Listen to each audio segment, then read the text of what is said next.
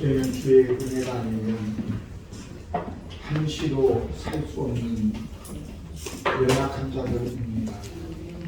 오늘도 주의 은혜로 저희들을 택하시고 구원하시고 오늘도 주님 앞에 나와 예배하게 하셨습니다. 이제 또한 주의 은혜를 사모하는 주의 자녀들에게 하늘의 땅의 은혜를 허락하여 주시옵소서. 무엇보다도 하나님을 알고 하나님을 기쁘게 해드릴 수 있는 강한 믿음들을 허락하여 주옵소서.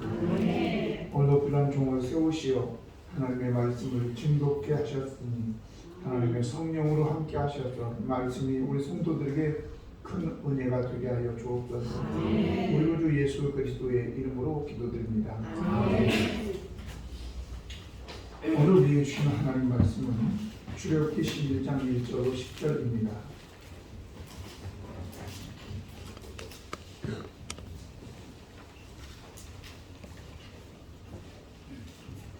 여호와께서 모세에게 이르시기를 내가 이제 한 가지 재앙을 바로와 애굽에 내린 후에야 그가 너희를 여기서 내보내리라. 그가 너희를 내보낼 때에는 여기서 반드시 다 쫓아내리니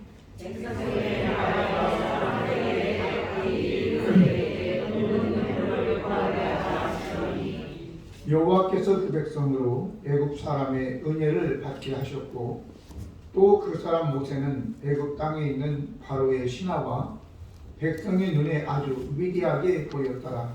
모세가 바로에게 이르되 여호와께서 이와 같이 말씀하시기를 당시에 내가 애굽 가운데로 들어가리니 애굽 땅에 있는 모든 처음 난 것은 왕위에 앉아 있는 바로의 장자로부터 맷돌 뒤에 있는 몸종의 장자와 모든 가축의 처음 난 것까지 죽으리니 애굽은 너의 전부와 큰 기준이 있으리라. 그러나 이스라엘 자손에게는 사람에게나 짐승에게는 개 한 마리도 그 혀를 움직이지 아니하리니 여호와께서 애굽 사람과 이스라엘 사이를 구별하는 줄을 너희가 알리라 하셨나니 왕이 이 모든 신하가 내게 들어와 내게 전하며 이르기를 너와 너를 따르는 온 백성은 나가라 보리라. 내가 나가라고 친히 노하여 바로에게서 나옵니다. 여호와께서 모세에게 이르시기를 바로가 너희의 말을 듣지 아니하리라.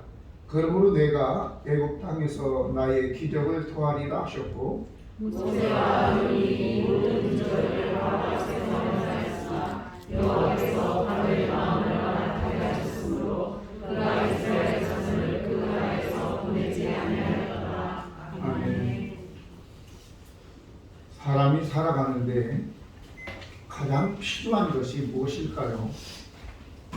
사도 바울은 그 같은 서신서 로마서에서부터 빌레몬서까지 13권의 책마다 하나님 아버지와 예수 그리스도로부터 은혜와 평강이 너희에게 있기를 원하노라. 제가 일부러 혹시 빠진 곳이 있을까 그리고 로마서부터 다 찾아봤어요. 그랬더니 몇 절 뒤에라도 다 있더라고요. 바울은 우리의 삶에 가장 필요한 것이 바로 하나님과 예수 그리스도로부터 오는 은혜와 평강임을 알았던 것입니다. 우리는 여호와 하나님과 예수 그리스도를 믿는 자들입니다. 이것은 바로 여호와 하나님과 예수 그리스도의 은혜를 의지하는 것입니다. 은혜가 바로 여호와 하나님의 성품이지요. 우리가 믿는 여호와 하나님의 성품을 아는 것은 우리 신앙생활에 있어서 필수 불가결한 것입니다. 마치 우리가 살아가는데 물이나 불, 아니면 공기나 흙, 바위, 나무의 성질을 알 때에 우리가 그것을 이용해서 우리의 삶에 유용하게, 풍성하게 살아갈 수 있지요. 물론 우리가 하나님의 성품을 아는 것은 그것을 이용하려고 하는 것이 아니라 그 하나님의 성품을 알므로 하여 우리 하나님께 더 큰 영광을 또 섬김으로 돌리고자 하는 것임을 여러분들 이해하시기 바랍니다. 은혜는 용서이며 구원이고 그리고 죄사함이고 자유입니다. 그리고 뒤에 오는 평강은 반드시 은혜의 결과로서 주어지는 거죠. 은혜가 없으면 평강도 없는 것입니다, 여러분. 죄사함이 없는데, 구원이 없는데, 해방이 없는데, 노예에서 석방되지 않았는데 무슨 평강이 있겠습니까? 여러분들이 평강을 원하신다면 하나님의 은혜를 구하기를 예수님의 이름으로 부탁을 드립니다. 그러면 하나님의 은혜는 어떤 은혜인가? 첫 번째는 불가항력적 은혜입니다. 오늘 본문 1절에 보면 너희를 내보낼 때에는 여기서 반드시 다 쫓아내리니 이랬습니다. 더 이상 그들이 거기에서 노예로 나 여기 있고 싶어요 라고 얘기해도 있을 수 없는 거예요. 쫓아낸대요. 다. 이게 바로 불가항력적인 어쩔 수 없는 은혜인 것입니다. 아마 이 불가항력적 은혜를 가장 잘 아는 사람 중에 한 사람이 바로 사도 바울이었을 것입니다. 왜냐하면 그는 다메섹에 있는 그리스도인들을 옥에 가두기 위해서 가다가 다메섹 도상에서 부활하신 주님의 음성을 듣고 만나게 되죠. 하늘에서 음성이 있기를 사울아 사울아 어찌하여 너는 나를 핍박하느냐? 주여 누구십니까? 그 빛이 햇빛보다 더 밝아 그 눈이 멀게 되었고 보지 못하여 사람들에게 이끌려 다메섹 도성으로 들어갔고 3일 동안 먹지도 마시지도 않고 있다가 예수님의 제자인 아나니아라는 사람의 안수를 받고 눈에 비늘 같은 것이 떨어져서 보게 되었고 그 이후에 그는 가장 열정적인 전도자가 되었음을 알 수 있습니다. 자기가 되고 싶어서 된 게 아니에요. 불가항력적으로 된 거라 그 말이죠. 성경에 요나단의 아들, 다윗의 친구인 요나단의 아들 무비보셋이라는 사람이 있습니다. 자기 할아버지가 나라를 말아먹고 겨우 좀 이제 다윗이 왕이 되었을 때에 정신 차리고 보니까 자기가 자기 친구였던 요나단을 기억을 했어요. 그리고 혹시 요나단에게 남은 가족이 있느냐 물어보니까 다리를 저는 아들 무비보셋이라는 사람이 있습니다. 그를 데려와라. 그리고 그에게 은혜를 베풉니다. 이때 사무엘하 19장 19절에 주여 죽은 개 같은 종에게 어찌 이런 은혜를 베푸십니까? 이렇게 이야기하죠. 불가항력적인 은혜입니다. 무비보셋이 어떤 일을 해서 다윗에게서 그런 은혜를 입을 수 있습니까? 여러분과 제가 구원을 받고 하나님의 자녀가 되어 오늘도 이렇게 좋은 환경에서 하나님을 예배하는 이 예배가 커져진 것이 아니라 바로 불가항력적으로 되어졌다는 것을 기억하시기 바랍니다. 또한 하나님께서는 이런 은혜를 입게 하실 뿐만 아니라 다른 사람에게서도 은혜를 입게 하시지요. 3절을 보면 여호와께서 그 백성으로 애굽 사람의 은혜를 받게 하셨고 또 그 사람 모세는 애굽 땅에 있는 바로의 신하와 백성의 눈에 아주 위대하게 보였더라 라고 얘기하고 있습니다. 여호와 하나님께서 이스라엘 사람들이 애굽을 떠나올 때에 애굽 사람들에게 은금 패물을 구하라고 하셨습니다. 불가능한 일이죠. 그런데 하나님의 말씀대로 구했더니 이스라엘로 은혜를 입게 하셨다라고 말씀합니다. 오늘 본문에는 없지만 출애굽기 12장 35절로 36절 보면 이스라엘 자손이 모세의 말대로 하여 애굽 사람에게 은금 패물을 패물과 의복을 구하며 여호와께서 애굽 사람들에게 이스라엘 백성에게 은혜를 입게 하사 그들이 구하는 대로 주게 하심으로 그들이 애굽 사람의 물품을 취하였더라라고 말씀하고 있습니다. 우리가 하나님의 나라와 하나님 앞에 기쁨을 드리기 위해서 무언가를 하기로 힘쓰게 되면 하나님은 그 일을 이룰 수 있도록 다른 사람들을 감동해서 역사하시는 것입니다. 사실 이 은금 패물을 구해서 뭐 했겠어요?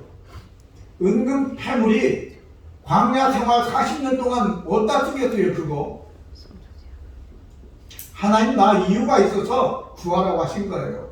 뭐 하려고? 그걸로 바로 성막도 만들고 안에 이제 법궤도 만들고 성막 안에 필요한 이것저것들을 만들게 하기 위해서인 것입니다.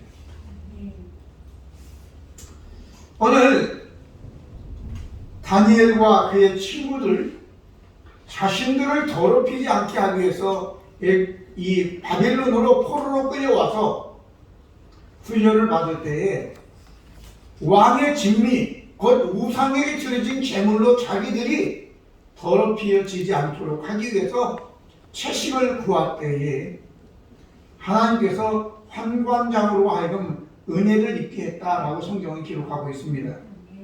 다니엘서 1장 8절 9절 보면 다니엘은 뜻을 정하여 왕의 음식과 그가 마시는 포도주로 자기를 더럽히지 아니하리라 하고 자기를 더럽히지 아니하도록 환관장에게 구하니 하나님이 다니엘로 하여금 환관장에게 은혜와 긍휼을 얻게 하신지라 라고 말씀합니다. 야곱의 후손들이 어떻게 생존할 수 있었겠습니까? 바로 하나님의 은혜로 그들이 이 흉년에 살아남게 하기 위해서 요셉을 22년 전에 애굽으로 노예로 팔리게 했습니다. 그리고 그곳에서 총리가 되고 이제 7년의 풍년 속에 잘 곡식을 저장했다가 2년의 흉년이 지난 다음 아버지를 초청해서 온 가족이 거기에서 430년을 살게 해주는 것입니다. 숫자가 200여만 명입니다. 어떻게 200여만 명이 살아남을 수 있겠습니까? 제가 이 말씀을 준비하면서 내 자신을 한번 생각해 보았습니다. 여러분, 저희가 태어날 때 어떻게 태어났죠? 아무것도 거치지 않고 태어났어요. 우리가 태어나자마자 엄마 나 젖줘, 우유 줘 이런 사람 없죠? 엄마 아빠가 다 준비해서 어머니 아버지의 그 품 안에서 젖을 빨고 또 우유를 먹고 추울 때 옷을 입히고 방에 따뜻하게 하고 집을 만들고 그리고 추위 속에서 그렇게 할 뿐만 아니라 더위 속에서도 우리가 부모님의 돌봄과 또 형제 자매의 사랑과 동네 어른들의 훈계와 교회 안에서 이 사람 저 사람의 은혜로 저와 여러분이 지금 이곳까지 오게 된 것입니다. 지금 어른이 됐는데도 자기 스스로 밥을 해가지고 차려 먹을 수 있는 사람이 많지가 않아요. 그런데도 살고 있잖아요.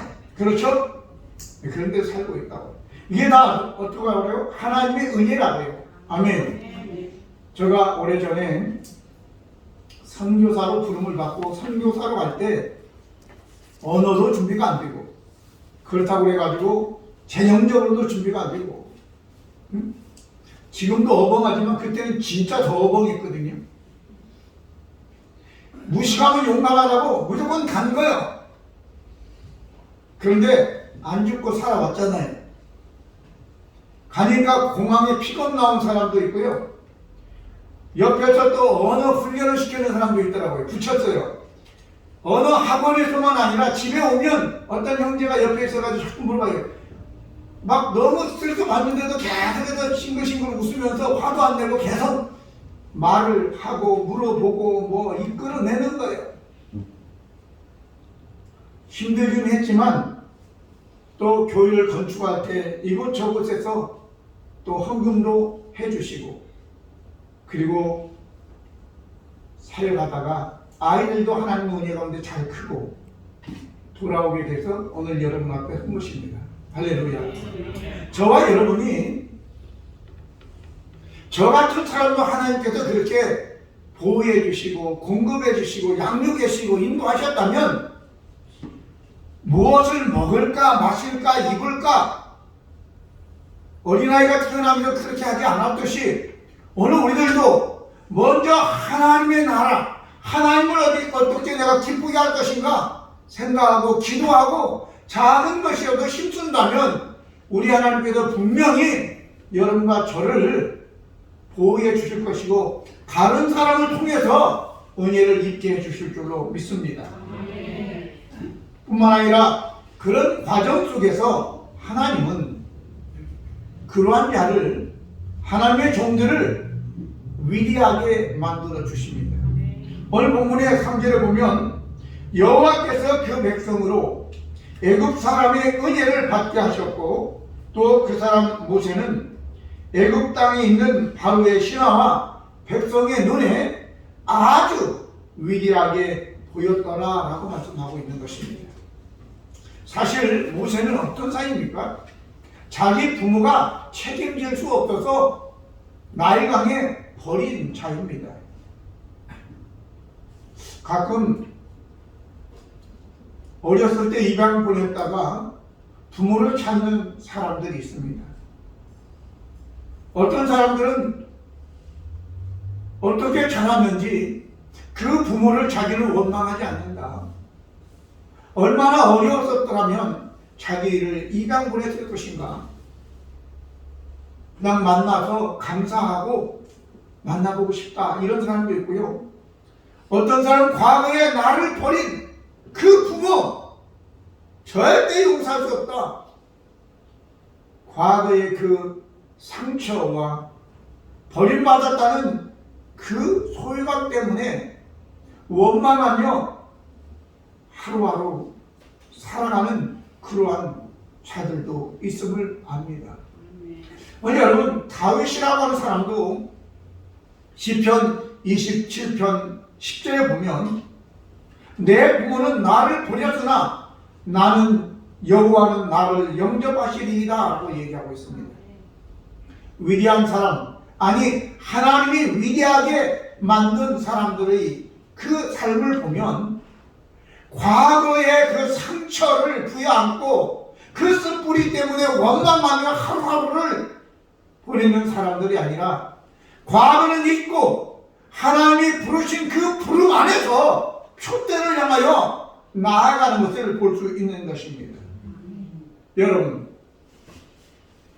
마라톤 선수가 어제 우리 도건사님이 나한테 싫은 소리 한 것, 그 소리를 내가 기억하는데 내 그만둬. 그리고 마라톤 선수가 뛰다가 그만두는 사람 있어요?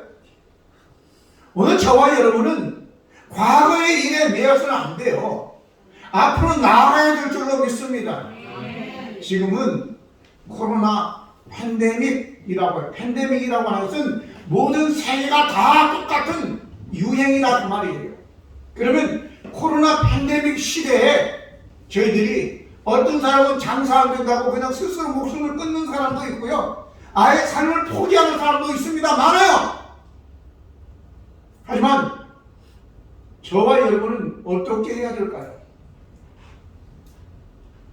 다윗의 시대에 성경에 보면 역대상 12장 32절에 이삭을 자손 중에서 시색을 알고 이스라엘이 마땅히 행할 것을 아는 우두머리가 200명이니 그들은 그 모든 형제를 통솔하는 자이며 라고 얘기하고 있습니다.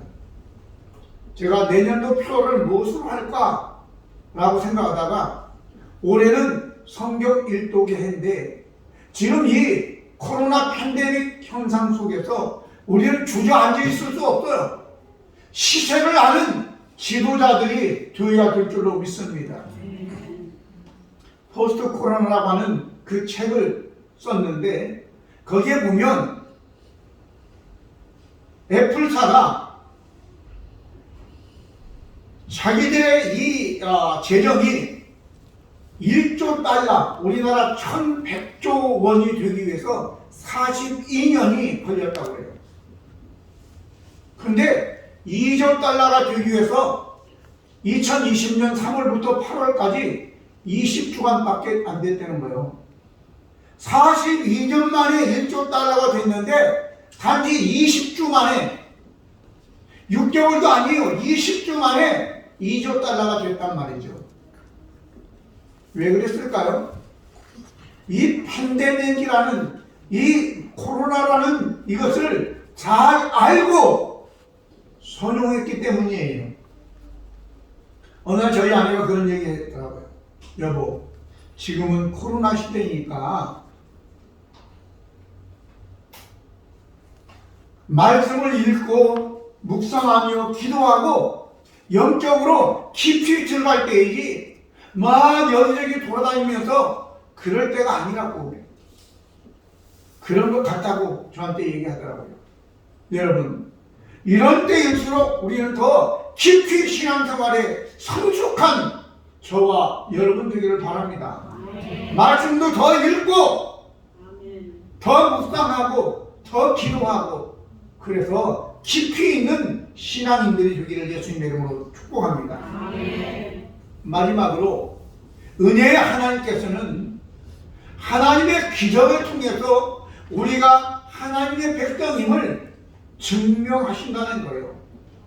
오늘 7절 10절 보면 그러나 이스라엘 자손에게는 사람에게나 짐승에게나 개 한 마리도 그 혀를 움직이지 아니하리니 여호와께서 애굽 사람과 이스라엘 사이를 구별하는 줄을 너희가 알리라 하여 하셨나니 왕의 이 모든 신하가 내게 내려와 내게 절하며 이르기를 너와 너를 따르는 온 백성은 나가라 한 후에야 내가 나가리라 하고 심히 노하여 바로에게서 나오니라. 여호와께서 모세에게 이르시기를 바로가 너희의 말을 듣지 아니하리라. 그러므로 내가 애굽 땅에서 나의 기적을 토하리라 하셨고 모세와 아론이 이 모든 기적을 바로 앞에서 행하였으나 여호와께서 바로의 마음을 완악하게 하셨으므로 그가 이스라엘 자손을 그 나라에서 보내지 아니하였더라 라고 말씀합니다. 하나님의 나라는 말에 있지 않고 능력에 있다고 고린도전서 4장 20절에 말씀하고 있습니다. 여기서 능력은 듀나미스라고 하는 헬라어인데 이 듀나미스는 그냥 힘이 아니라 기적으로 행하는 능력인 것입니다. 오늘 하나님은 하나님의 백성들이나 종들을 위해서 기적이나 표적, 이적을 베푸셔서 하나님이 함께 하시는 것을 증명해 주시는 것입니다. 다니엘서에 나오는 두 사건, 다니엘이 느부갓네살 왕의 신상을 향하여 기도하지 않고 저 예루살렘을 향하여 하루에 3번씩 그 창문을 열고 2층에서 기도하는 것을 저들이 고발했을 때에 사자굴에 던져졌습니다. 그런데 사자가 잡아먹지 않았어요. 우리 손녀딸 말로는 왜 안 잡아먹었냐? 바로 하나님께서 사자에게 핥아라 그랬대요. 거기 그 만화 영화 보면 오히려 잡아먹는 것이 아니라 사자가 다니엘이 가서 핥는 장면이 나오니까 하나님이 사자에게 명하여 핥아라 그랬대요. 하나님께서 그렇게 함으로 그를 고소했던 자들을 왕이 던지니까 떨어지기도 전에 다 잡아먹고 말았습니다. 하나님께서 함께 하심을 이러한 이적으로 보여주신 줄 믿습니다. 다니엘의 친구들 우상에게 절하지 않는다 하여 저 풀무불을 7배나 더하여 그곳에 던졌지만 풀무불이 사르지 못했습니다. 이사야서 43장 1절 2절 보면 야곱아 너를 창조하신 여호와께서 지금 말씀하시느니라. 이스라엘아 너를 지으신 이가 말씀하시느니라. 너는 두려워하지 말라. 내가 너를 구속하였고 내가 너를 지명하여 불렀나니 너는 내 것이라. 내가 물 가운데로 지나갈 때에 내가 너와 함께 할 것이라. 강을 건널 때에 물이 너를 침몰하지 못할 것이며 내가 불 가운데로 지날 때에 타지도 아니할 것이고 불꽃이 너를 사르지도 못하리니. 아멘. 애굽의 모든 장자와 왕의 장자든지 또 맷돌 주에 있는 여종의 장자든지 짐승에 처음 난 것이든지 할 것 없이 모두가 다 죽었습니다. 집집마다. 여기에 큰 부르짖음, 전무후무한 큰 부르짖음이라고 했는데 죽음으로 인한 큰 애곡입니다. 애곡. 울부짖는 소리가 들렸는데 이스라엘에 사는 고센 땅에는 개가 혀를 움직이는 소리도 내지 않을 정도로 콧노래, 오히려 양을 잡아 축제를 벌였습니다. 그래서 애굽 사람들과 여호와 하나님이 택하신 이스라엘 백성들 사이를 구별하신 것입니다. 하지만 여기서 우리가 끝낼 것은 아니죠. 여호와 하나님은 기적을 베푸셔서 세상과 우리가 이렇게 구별되었다는 것을 보여주시는데, 그러면 저와 여러분은 내가 이 세상과 구별되었다는 것을 어떻게 보여주실 수 있나요? 하나님의 백성들은 무엇보다도 거룩해야지 이 세상과 구별되는 것입니다. 삼손처럼 이방 여인 사랑하여 자기 자신이 나시인이 있는 것도 있고, 그리고 이방 여인에게 사로잡혀 머리가 깎이고 눈이 빠지고 블레셋 사람들의 맷돌을 돌리는 그러한 수치를, 모욕을 당하지 않았습니까? 오늘 저와 여러분도 마찬가지. 우리는 그리스도인인데 거룩이 우리의 힘인데 거룩을 잃어버리면 세상 사람들에게 붙잡혀서 머리가 밀리고 힘을 잃어 눈이 뽑히고 쓸데없는 맷돌이나 돌리는 웃음거리가 된다는 것을 기억하시기 바랍니다. 또한 우리는 서로 사랑해야지 세상 사람들이 하나님의 자녀이구나, 예수님의 제자이구나 라고 인정한다고. 지난 수요일날 요한복음 13장 35절 너희가 서로 사랑하면 이로써 모든 사람이 너희가 내 제자인 줄 알리라 라고 말씀했습니다.